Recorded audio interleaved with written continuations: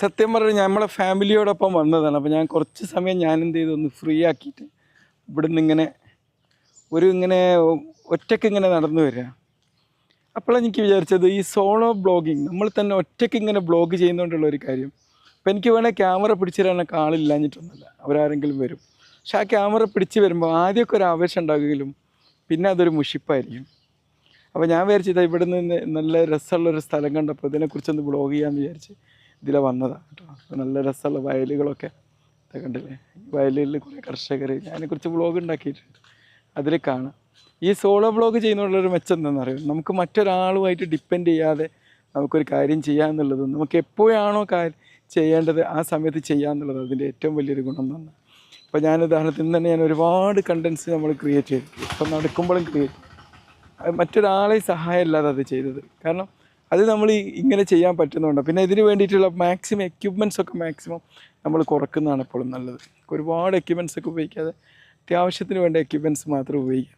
അപ്പോൾ ഞാനിതിപ്പോൾ DJIൻ്റെ ആക്ഷൻ 4 എന്ന് പറഞ്ഞ ക്യാമറ വെച്ചിട്ട് ഈ വ്ളോഗ് ചെയ്യുന്നു.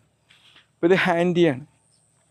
ഈ ടെക്നോളജിയൊക്കെ എങ്ങനെ ഒരു സാഹചര്യത്തിൽ ഉപയോഗിക്കാൻ പറ്റും എന്നുള്ളത് നമുക്കറിയാൻ പറ്റും. ഇപ്പോൾ ഈ ആക്ഷൻ 4 അവിടെ വെച്ച് കഴിഞ്ഞാൽ പറ്റും. പിന്നെ എൻ്റെ അടുത്ത് DJIൻ്റെ Pocket 3 ഉണ്ട്. ഒരു ക്യാമറ ഒരു സമയത്ത് ഇപ്പോൾ ഉപയോഗിക്കുന്നുള്ളൂ. പണ്ടൊക്കെ ഒരുപാട് ഗാഡ്ജറ്റ്സും വെച്ചിട്ട് ഇങ്ങനെ ചെയ്ത് അവസാനം ഈ ഗാഡ്ജറ്റ്സ് മാനേജ് ചെയ്യാൻ ബുദ്ധിമുട്ട് വരും. അങ്ങനത്തെ ഒക്കെ ഒരു ഘട്ടത്തിൽ നമുക്ക് ഈ മറ്റുള്ളവരോട് ആശ്രയിച്ച്, കാരണം ഒറ്റയടിക്ക് തന്നെ നമുക്ക് ഒരുപാട് പൈസയൊക്കെ ഇതിന് വേണ്ടി ചിലവഴിക്കാൻ പറ്റില്ല. സോളോ ബ്ലോഗിങ്ങിൻ്റെ ഏറ്റവും നല്ല എക്യുപ്മെൻറ്റ് ഒന്നുമില്ല, അത് നമ്മളെ ഈ ഒരു ഫോൺ തന്നെയാണ്. ഫോൺ മാത്രം മതി. ഫോൺ വെച്ചിട്ട് ഇങ്ങനെ ഹായ് ഡിയർ ഫ്രണ്ട്സ്, നമുക്കെല്ലാവർക്കും സുഖല്ലേ എന്ന് പറഞ്ഞാൽ മാത്രം മതി. അതുകൊണ്ടാണ് നമുക്കൊരു ഫോണുള്ള ഏതൊരാൾക്കും നമുക്ക് എപ്പോഴും വേണമെങ്കിലും ചെയ്യാം. മനസ്സിലായില്ലേ? ഈ ക്യാമറകളും ഇതൊന്നും കൂടുതലായിട്ട് വേണമെന്നില്ല എന്നാണ് എനിക്ക് പറയാനുള്ളത്. മനസ്സിലായി? സോളോ ബ്ലോഗിങ്ങിനുള്ള മറ്റൊരു മെച്ചം എന്ന് പറഞ്ഞാൽ, ഹായ് എന്താണ് സുഖമല്ലേ? അല്ല അടിപൊളി അല്ലേ? രാവിലെ നടക്കുക അല്ലേ? Okay okay okay. കണ്ടോ, നമുക്ക് ഓരോ സ്ഥലത്ത് പോകുമ്പോഴും ഇങ്ങനത്തെ ഒരുപാട് പേരെ പരിചയപ്പെടാനുള്ളൊരു മെച്ചം നമുക്ക് ഈ ഒരു ബ്ലോഗ് ചെയ്യുന്നുണ്ട് കിട്ടുന്നുള്ളതാണ്. മനസ്സിലായില്ലേ? അപ്പോൾ നമുക്കിങ്ങനെ സംസാരിച്ചുകൊണ്ടിരിക്കുമ്പോൾ നമുക്ക് ഇപ്പുറത്തുള്ള ആൾക്കാരോട് ഇങ്ങനെ ഹായ് പറയുമ്പോൾ ഇവിടെ മനുഷ്യന്മാർക്ക് തമ്മിലുള്ള റിലേഷൻഷിപ്പ് വർദ്ധിക്കുകയാണ് ചെയ്യുന്നത് അല്ലേ? എന്താണ് എങ്ങോട്ട് പോവുക? Okay okay okay. ലോകത്തോട് എന്തെങ്കിലും ഒരു കാര്യം പറയാനുണ്ടെങ്കിൽ അത് എക്സ്പ്രസ് ചെയ്യാനുള്ള ഏറ്റവും നല്ലൊരു മാർഗ്ഗമാണ് ഈ ബ്ലോഗ് ചെയ്യാന്നാണ്. നമ്മളൊരു ക്രിയേറ്റിവിറ്റി, നമ്മളുടെ ഇൻട്രസ്റ്റ്, നമ്മളെ പ്രൊഫഷണൽ അപ്ഡേറ്റ്സ് ഇതൊക്കെ വരുത്താൻ ഈ ബ്ലോഗ് കൊണ്ട് നമുക്ക് സാധ്യമാകും. മനസ്സിലായില്ലേ? ഇപ്പോൾ ഞാനൊക്കെ ഈ ഇവിടെ ഒരു ടൂറിസ്റ്റ് ഡെസ്റ്റിനേഷനിൽ വന്ന് ഹായ് സുഖമല്ലേ? ഓക്കെ. അതിനെ നമ്മൾ പറയാം സോളോ ബ്ലോഗിംഗ് എന്നാണ്. നമ്മൾ ഒറ്റക്കൊരു മൊബൈൽ പിടിച്ച് അല്ലെങ്കിൽ ഒരു ക്യാമറ പിടിച്ച് ബ്ലോഗ് ചെയ്യാന്ന് പറയും. ഇത് ചെയ്യുന്നതുകൊണ്ടുള്ള ഒരു ഗുണം എന്ന് പറഞ്ഞു കഴിഞ്ഞാൽ നമുക്ക് എപ്പം പോയിട്ട് എവിടെ വെച്ച് വേണമെങ്കിലും ചെയ്യാമെന്നുള്ളതാണ്. അപ്പോൾ ഈ സോളോ ബ്ലോഗ് ചെയ്യണമെന്ന് വെച്ചാൽ നമ്മളെ കയ്യിലൊരു ഐഡിയ ഉണ്ട്. ഇപ്പം നിങ്ങൾക്ക് ആടും കൃഷിയുണ്ട് അല്ലേ? ഈ ആടും കൃഷി നിങ്ങൾക്ക് ലോകത്തിന് മുമ്പ് പരിചയപ്പെടുത്താൻ ചിലപ്പോൾ നിങ്ങളൊരു TV അല്ലെങ്കിൽ ഇതിൽ പരസ്യം കൊടുക്കണം, നിങ്ങൾ ഒരുപാട് പൈസ ചിലവാക്കണം.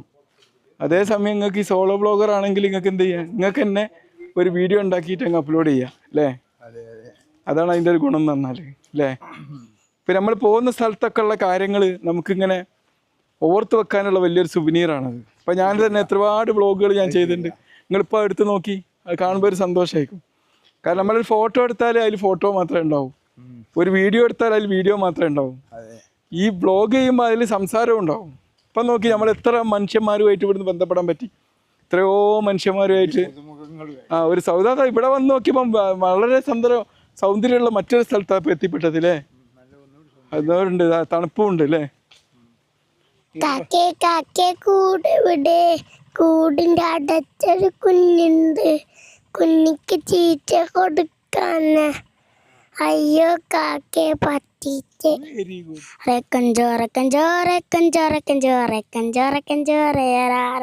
കാട്ടുപൂജയിലുള്ളവളെ കണ്ണയും നീവത്തമ്മ കുഞ്ചു നിറച്ചു പോരാമുടി വഞ്ചമ്മ പൊന്നെ വഞ്ചി കയറി